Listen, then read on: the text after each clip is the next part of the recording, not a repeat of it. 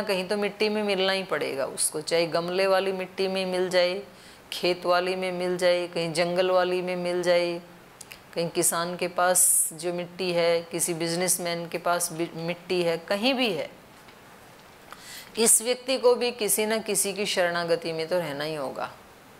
तो ऐसे माता पिता भी योगी होते हैं, उपनिषदों में तो ऐसे भी आए हैं, उनके पिता ने ही उनको ब्रह्म का साक्षात्कार करवाया, श्वेत केतु का उदाहरण आता है जो इसमें। नहीं तो किसी को भी अपना गुरु बनाएंगे, ऐसी खोज करेंगे गुरु की, तो वो फिर हमारी शक्तियों को अभिव्यक्त कर देते हैं। और ये व्यक्ति बोलते भी हैं, जिनकी शक्तियाँ अभिव्यक्त हो जाती हैं तो वो कृतज्ञता भी ज्ञापित करते हैं। गुरु की जो इतनी बड़ी महिमा बताई है संसार में, तो ऐसे ही नहीं बताई। वो कहते हैं कि अगर हम आपके पास नहीं आते, आपकी शरण में नहीं आते, तो हम एक बहुत मामूली से इंसान होते। आपकी शरण में आ गए तो क्या है वो, उसमें कुंदन के संग कांच का टुकड़ा भी कुंदन ही कहलाए। गुरु शरण में आकर मानव क्या से क्या हो जाए। तो माला, सोने की माला होती है ना मन के, उसमें कांच के टुकड़े बीच बीच में लगा देते हैं, तो वो भी सोने की, जब उसको तोला जाता है, वेट किया जाता है, तो कांच का भी वेट उसमें ऐड होता है, उसकी कीमत भी सोने जैसी हो गई, कांच की भी। तो ये गुरु की महिमा ही होती है। तो ये गुरु जो सनत कुमार गुरु जी हैं, ये नारद को अपने अंदर की जो शक्तियां हैं उनसे परिचय करवाते जा रहे हैं। तो इन्होंने कल बताया था कि इन सब संकल्प पर्यंत जो शक्तियां हैं, इनका आश्रय चित्त है, चेतना है। तो इन्होंने पूछा कि चित्त से भी बड़ा कुछ है क्या? जो चित्त को ब्रह्म समझ करके उसकी उपासना करता है, माने उसका सदुपयोग करता है, उसकी महिमा के लिए भगवान का कृतज्ञ होता है। अब देखो, भगवान की कृतज्ञता ज्ञापित करने के लिए मनुष्य के पास कितने सामग्री है। हम तो केवल मांगना मांगना जानते हैं बस। जब प्रार्थना करने के लिए हाथ जोड़ के बैठे, तभी एक लिस्ट तैयार कर ली, भगवान जी बुद्धि दे दो, बल दे दो, धन दे दो, ये दे दो, वो दे दो ही दे दो बस। जो दे दिया उसका शुक्रिया करने के लिए भी कभी कभी बैठा करो, कभी 1-2 घंटा इसलिए भी भगवान के पास बैठा करें, उपासना किया करें कि आज जो आपने दिया है उसकी कृतज्ञता ज्ञापित करने के लिए बैठा हूँ, मांगने के लिए नहीं बैठा। और जब आप गिनाने लगेंगे ना, तो आपको पता लगेगा कि हाय क्या क्या मेरे को दे रखा है। शरीर का एक एक अणु, एक एक परमाणु जब आप देखेंगे, एक एक इंद्रिय को देखेंगे, उसकी महिमा को जानेंगे, तो आपको पता लगेगा कि कितनी कृपा की भगवान ने। आँखें नहीं देता तो हम क्या कर लेते, वाणी नहीं देता तो क्या कर सकते थे, पैर नहीं होते तो क्या कर सकते थे, कान नहीं होते तो क्या कर सकते थे, कोई रोगी शरीर मिल जाता तो क्या कर सकते थे। पैदा होते ही हार्ट में छेद होते हैं, पैदा होते ही कान के फेफड़े में छेद होते हैं, पैदा होते ही लीवर खराब होता है, पैदा होते ही डायबिटिक होते हैं। वो सब हमें नहीं मिला तो कितना बड़ा शुक्रिया है भगवान का। इतना सारी देश दुनिया में कोरोना फैला है, हम स्वस्थ हैं, कितना बड़ा शुक्रिया है भगवान का। शुक्रिया करने के लिए बहुत कुछ है हमारे पास। ऐसे गुरुजन मिले, ऐसा माहौल मिला, ऐसा देश मिला। पाकिस्तान में पैदा हो जाते तो क्या कर लेते। तो हमें कभी कभी कृतज्ञता ज्ञापित करनी चाहिए भगवान की। कितनी सारी शक्तियां हैं हमें, हमारे पास, और जब हम उनको देखने लगते हैं तो हमारा परिचय भी होता है। अच्छा, ये तो मैंने कभी देखा ही नहीं था। कभी कभी व्यक्ति बाहर बाहर रहता है ना, और उसको किसी काम के लिए कोई वस्तु की आवश्यकता है, फिर वो मार्केट से खरीद के लाता है और ला के फिर अपनी अलमारी में उसको रखने लगता है। लेकिन जब अलमारी खोलता है तो उसको पता लगता है कि उससे भी अच्छे ब्रांड की चीज़ तो पहले ही उसके पास थी, लेकिन उसको याद नहीं था कि वो कभी वो किसी ऊंचे ब्रांड की चीज़ पहले कभी लाके यहाँ रखी थी, या किसी ने गिफ्ट दी थी उसको, लेकिन वो रख के भूल गया। फिर वो कहता, अच्छा ये तो मेरे पास था, मेरे को पता ही नहीं था। इतनी अच्छी चीज़ है। तो ऐसे हमें भी अपनी शक्तियों का पता ही नहीं है। चित्त पहले ही है नारद के पास, संकल्प की शक्ति पहले से ही है, मन की शक्ति पहले से ही है, वाणी की शक्ति पहले से ही है, पर उसको पता नहीं चल रहा था कि मेरे पास ये जो शक्तियां हैं इनकी महत्ता क्या है। तो जब तक महत्ता का नहीं पता हो तो हीरा व्यक्ति के हाथ में हो भले ही, तो उसको तो कांच जैसे ही लगेगा, उसके लिए एक चमकता हुआ पत्थर ही है।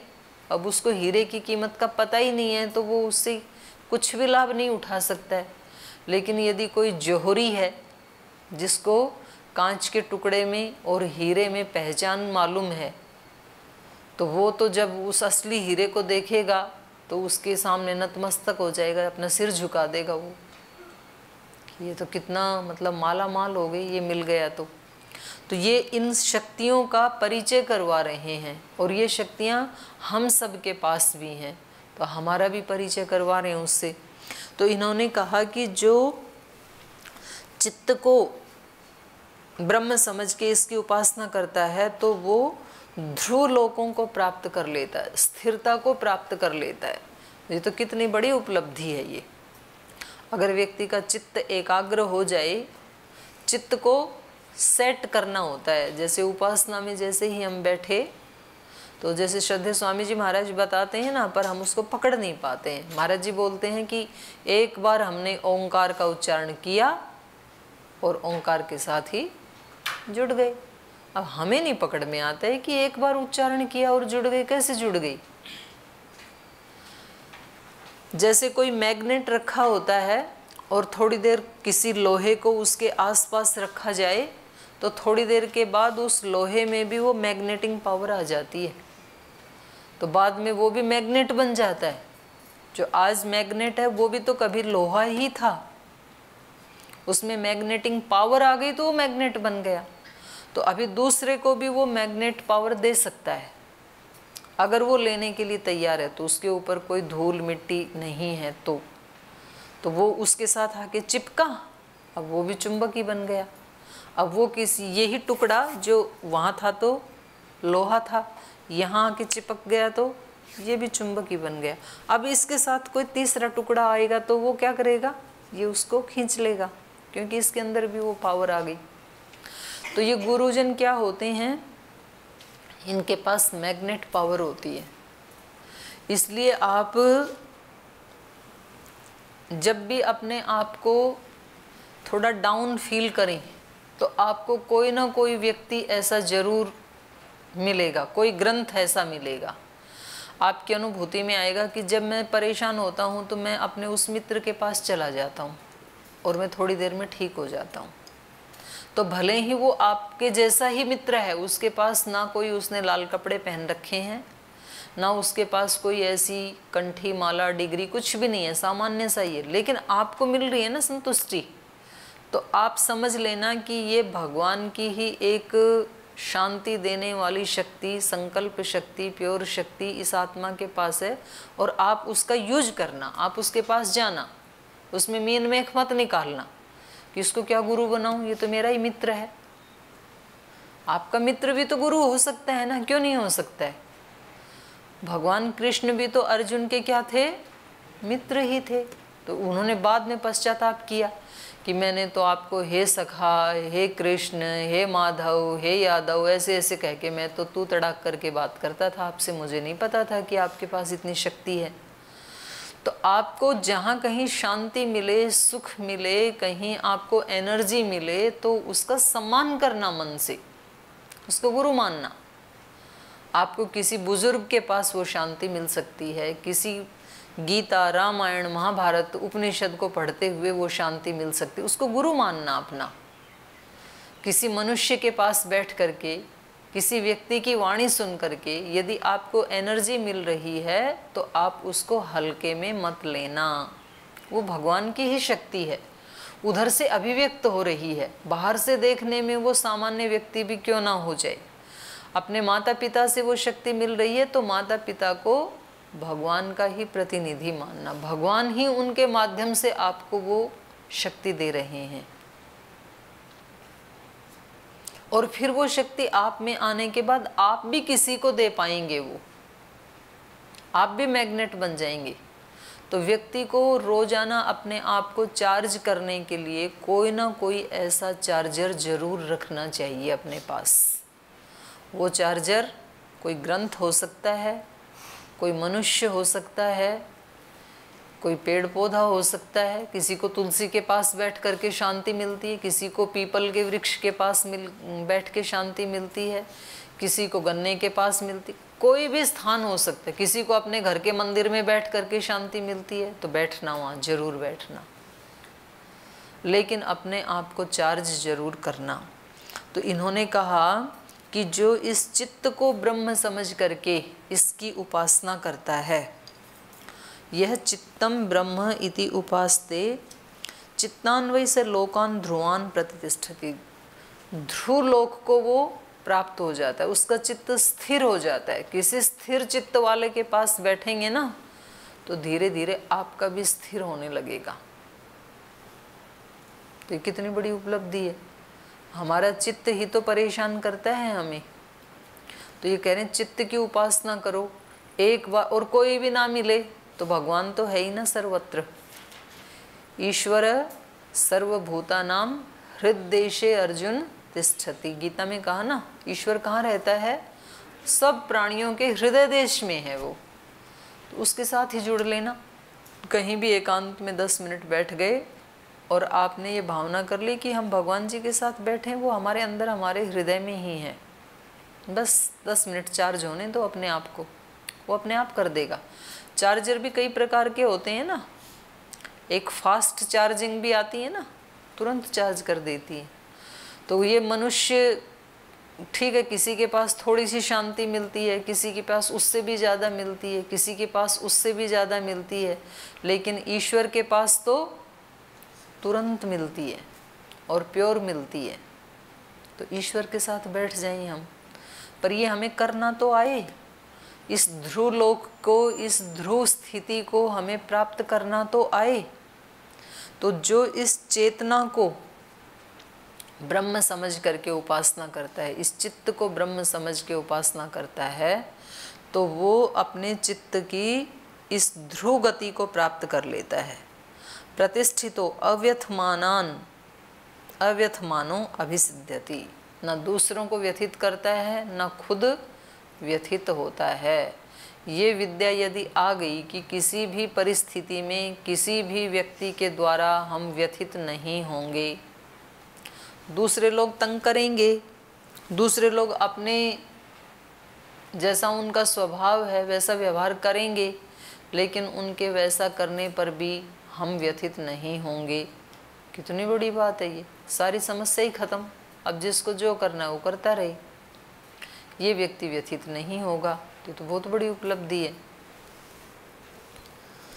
तो फिर इन्होंने पूछा कि इस चित्त की, इस चेतना की जहाँ तक गति है उतनी शक्ति आपको मिल जाएगी, वहाँ तक आपका यथा कामचार हो जाएगा। तो बोले वहाँ तक हो जाएगा तो क्या इससे भी बड़ा है क्या कुछ? वहाँ तक यदि ऐसे कह रहे हैं तो इस कथन से ये पता लग रहा है कि आगे भी कुछ बचा है। जब हम कहते हैं कि भाई आपको ये हमने 200 रुपये दे दिए हैं और इस 200 रुपये में आप दिल्ली तक तो पहुंच ही जाओगे, इतनी ताकत है 200 रुपये में, तो आप कहेंगे कि जी दिल्ली से आगे भी कोई स्थान होता है क्या? पहले के ज़माने में लोग दिल्ली से आगे कुछ नहीं मानते थे। उनको लगता था कि दिल्ली मतलब अंतिम डेस्टिनेशन है। तो जो श्रद्धेय स्वामी जी महाराज के दादाजी हैं, तो एक बार उनसे मिलने के लिए गए कुछ लोग, हम भी थे उसमें। तो वो बता रहे, अरे हमारे राम किसनिया को तो दिल्ली तक के लोग जानने लग गए। अब राम किशन को गांव में राम किसनिया बोलते हैं, ऐसे बिगाड़ के बोलते हैं। अब क्या करें, गांव की भाषा ऐसी। तो स्वामी जी महाराज का जो पुराना नाम था ये वाला नाम था। तो वो कहते वहाँ तक के लोग जानने लग गए उनको, मतलब अंतिम डेस्टिनेशन है दिल्ली, दिल्ली तक के लोग। तो अगर किसी को कहा जाए कि ये आपके पास 200 रुपये हैं और इससे आप दिल्ली तक पहुँच जाएंगे, तो फिर ये व्यक्ति पूछता, अच्छा दिल्ली से भी आगे कुछ है क्या? तो ऐसे इन्होंने पूछा, नारद ने पूछा। इन्होंने कहा कि जहाँ तक चित्त की गति है वहाँ तक की गति, वहाँ तक की स्थिति आपको मिल जाएगी। तो इन्होंने पूछा उससे आगे भी कुछ है? तो बोले हाँ बिल्कुल है, निश्चित रूप से है। तो कहा कि भगवान तन में भगवान ब्रवीतु इति, तो फिर आप उसका भी उपदेश दीजिए, पूरा ही परिचय करवा दो जब आप करवाने लगे हैं। तो आगे बता रहे हैं, ध्यानम वाव चित्तात् भूय, कह रहे हैं ध्यान जो है वो चित्त से भी, जागरूकता से भी, चेतना से भी बड़ा है। ध्यायतीव पृथ्वी, ध्यायतीवान अंतरिक्षं, ध्यायतीव द्यौ, ध्यायन्तीव आपः, ध्यायन्तीव पर्वता, ध्यायन्तीव देव मनुष्यः, तस्माद् य इह मनुष्याणां महत्तां प्राप्नुवन्ति ध्यानात् बाद अंशः इव एव ते भवन्ति, अथ ये अल्पा कलहीनः पिशुना उपवादिनः ते अथ ये प्रभो ध्यानात् अंशः इव एव ते भवन्ति ध्यानम उपास्व इति। तो ऋषि ने कहा ध्यानम वाव चित्तात् भूयः, हे नारद वाव निश्चित रूप से ध्यान जो है वो इस चेतना से भी महान है। चेतना मतलब जागरूकता, हम ये काम कर रहे हैं, ये एक चेतना, एक जागरूकता, अवेयरनेस हमारे मन में है। लेकिन ये ही अवेयरनेस जब घनीभूत हो जाती है उसका नाम है ध्यान। योग दर्शन में भी ध्यान किसको कहा? प्रत्ययस्य एकतानता ध्यानम। प्रत्यय मतलब ज्ञान, किसी चीज़ का हमें ज्ञान हुआ और वो ज्ञान जब बाधित नहीं हुआ, उसका तारतम्य बना रहा, तैल की धारा के जैसे टूटा नहीं वो ध्यान, तो उस ज्ञान की एक तानता बने रहना, मतलब उसका घनीभूत हो जाना, वो ही क्या है? ध्यान। और ध्यान समाधान है। ध्यान में तो सब चीज़ों की, समस्याओं की वो मिल जाती है हमें चाबी। तो इन्होंने कहा कि इस संकल्प का भी, इस संकल्प का भी जो मूल है वो ध्यान है। चित्त मतलब फीलिंग, व्यक्ति को एक फीलिंग आती है ना कि ऐसे करूँ, मैं कर रहा हूँ। संकल्प से के भी पीछे क्या है? एक फीलिंग, अंग्रेजी में कहेंगे तो उसको। और उसके भी मूल में वो फीलिंग भी क्यों आती है, वो चेतना भी कैसे आती है? ध्यान से। तो इसलिए ये कह रहे हैं कि ध्यान का मतलब है यहाँ पर अनुभूति। ध्यान में ही ज्ञान होता है ना, साक्षात्कार होता है। हमें किसी सत्य का साक्षात्कार किस अवस्था में होता है?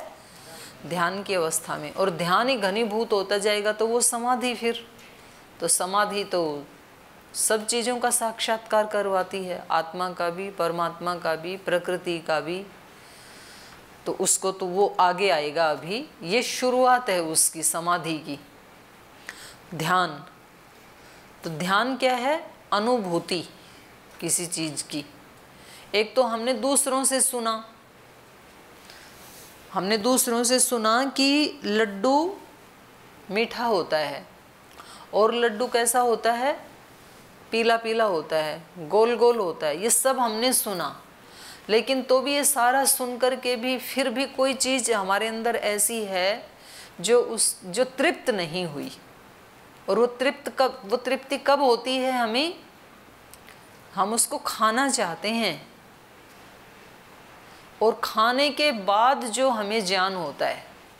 अब जो हम खा रहे हैं, ये खाना भी तो जीभ खा रही है और इस शरीर में जा रहा है, वो कहीं ना कहीं वो मिठास जो है आत्मा में थोड़ी जा रहा है। उसका कोई बहुत सूक्ष्म, अति सूक्ष्म अंश है, वो मन और बुद्धि के पास जाता है। स्थूल जो मटेरियल है लड्डू का, वो तो कहाँ जाता है? आमाशय में जाता है, स्थूल में ही जाता है। लेकिन वो उसमें जा कर के जो ज्ञानेंद्रिय है, जिह्वा, उसने बताया कि ये मीठा है, और उसका कहीं सूक्ष्म अंश हमारी बुद्धि में या मन में जाता है। आत्मा के पास तो लड्डू कभी जाता ही नहीं है। वो जो ज्ञान है उसका प्रतिबिंब आत्मा के ऊपर पड़ता है। तो यदि हमने खा लिया तो आत्मा तृप्त हो जाती है, क्योंकि वो हमारी अनुभूति हो गई। लेकिन जब तक हमने खाया नहीं है तब तक आत्मा तृप्त नहीं होती है। लड्डू की वजह से तृप्त नहीं हो, मतलब लड्डू की तरफ से तृप्त नहीं होती है। कितना भी आप सुन लें, अच्छे से अच्छे व्यक्ति का व्याख्यान सुन लें, तो भी आपको खाने की इच्छा तो बनी ही रहेगी। लेकिन खाने की इच्छा समाप्त कब हो जाएगी?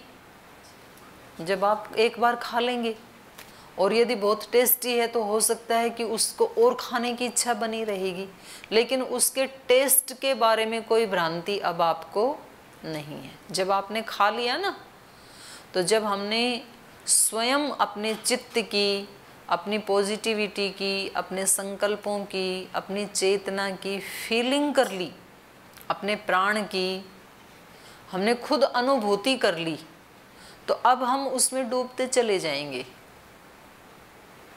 लेकिन अब हम तृप्त हो गए, अब हमें उसके बारे में किसी से सुनने की आवश्यकता नहीं है, वो हमें खुद फीलिंग हो गई ना। तो अब हमने जान लिया कि जो उपनिषद बता रहे थे वो उसकी अनुभूति हमने कर ली है, तो वो बिल्कुल ठीक बता रही थी।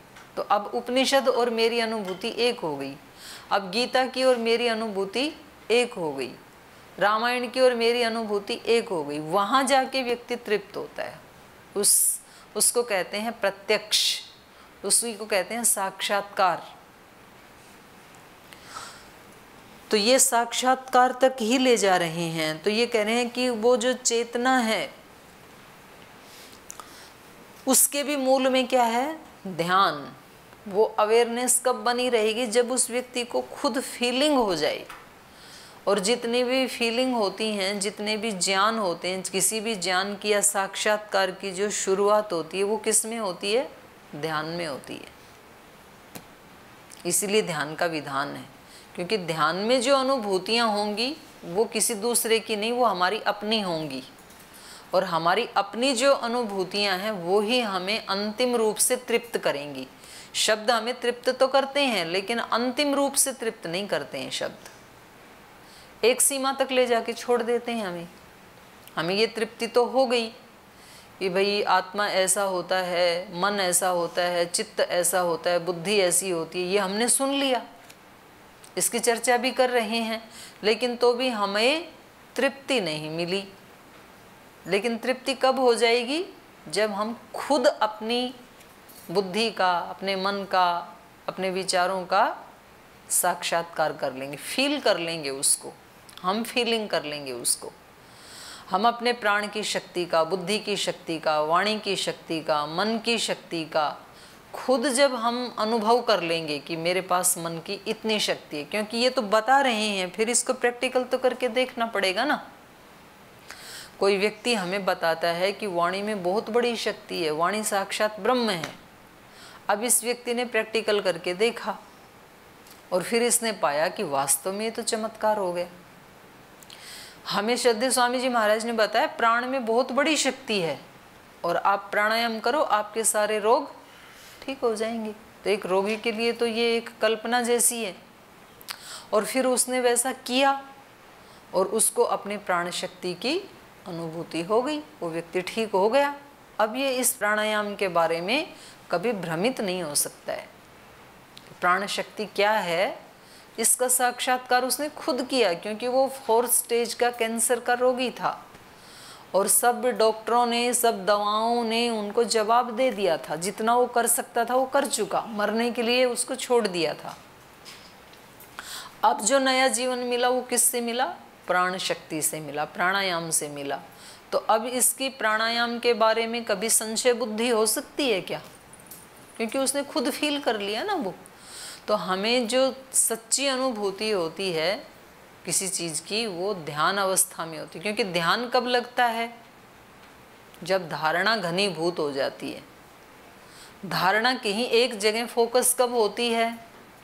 जब प्रत्याहार सिद्ध हो जाता है। प्रत्याहार सिद्ध कब होता है? जब इंद्रियां बाहर के विषयों की तरफ से हट करके अंदर की तरफ रुख कर लेती हैं। तो किसके मूल में क्या है?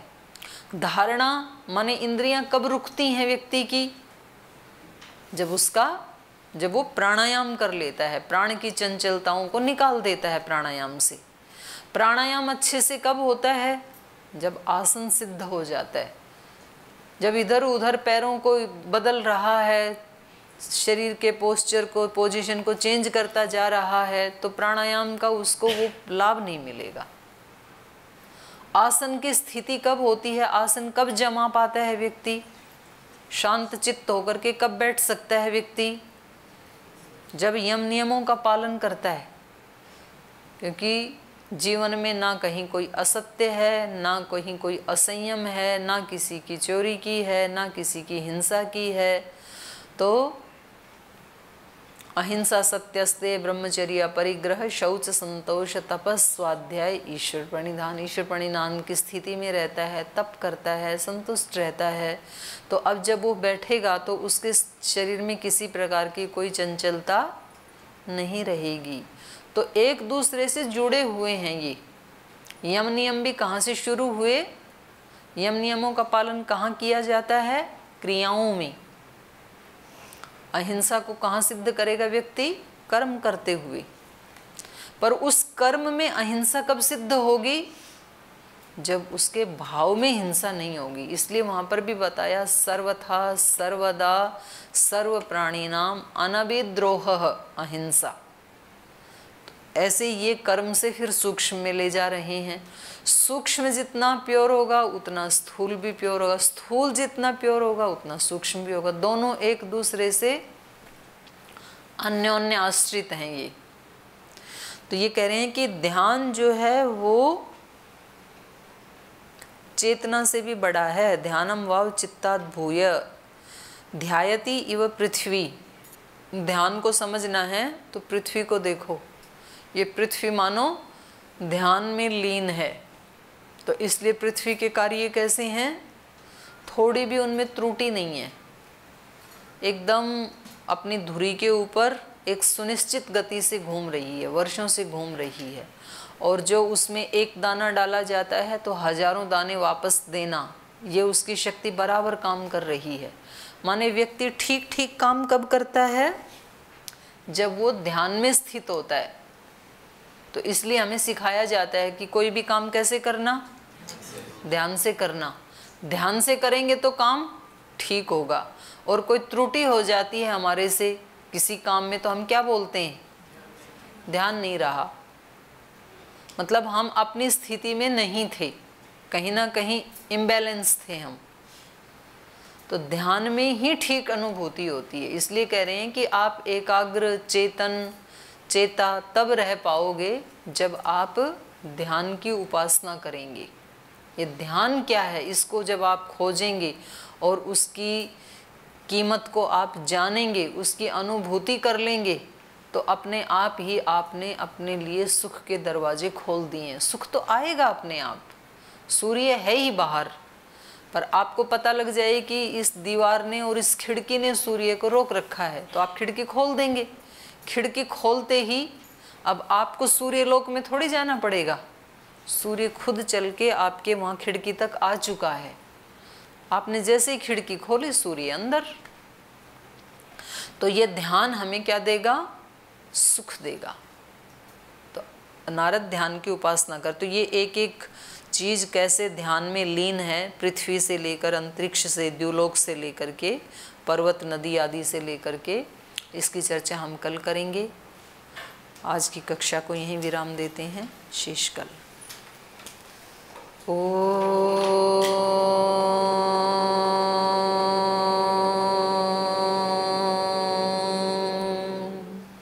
शांति शांति शांति।